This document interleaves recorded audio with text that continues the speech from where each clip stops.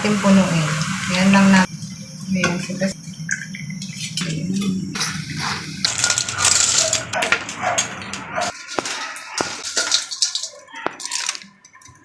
yun ang banana chips.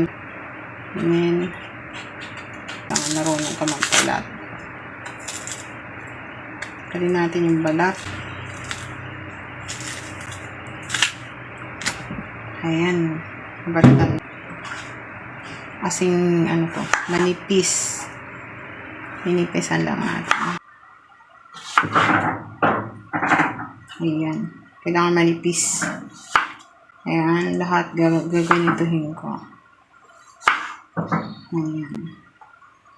Bago tayo ng banana chips. So, ayan na. Tapos na kung hiwain. Ayan.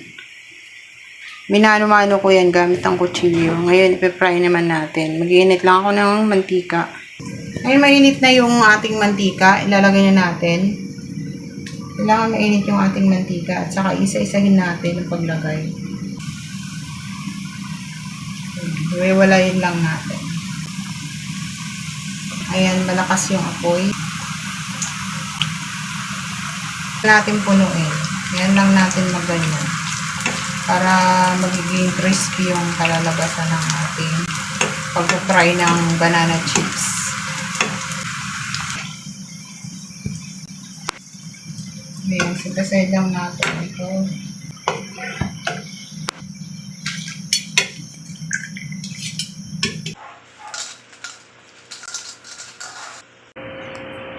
Tayo ng 1 cup na tubig. Haluin lang natin siya. Sugar at saka yung tubig. So, ito na. Pinalamig na natin yung hindi natin bibiglain. Kailangan mainit ulit yung kape. Ayan. Lalagyan na natin ng 10.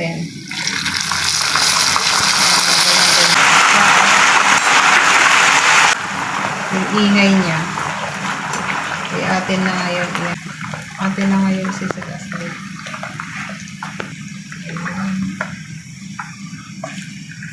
Ayan muna natin lalagay. Wow, crunching crunch.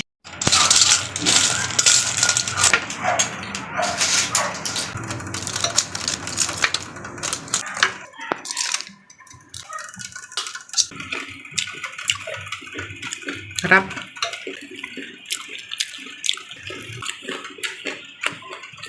Ang sarap ng banana chips. 1 kilo lang to eh. Marami nagawa.